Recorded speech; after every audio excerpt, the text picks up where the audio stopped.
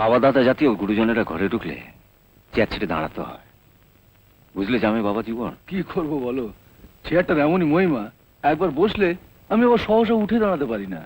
বাপ বাপ বলে দাঁড়াবে, আর যখন দাঁড়াবে পেছন ফিরে তাকিয়ে দেখবে বসার জন্য চেয়ারটা নেই, আছে ফুটপাত।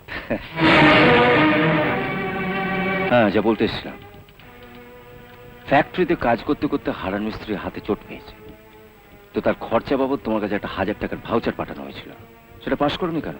কোম্পানির ডাক্তার আছে, তাকে দেখাতে বলো।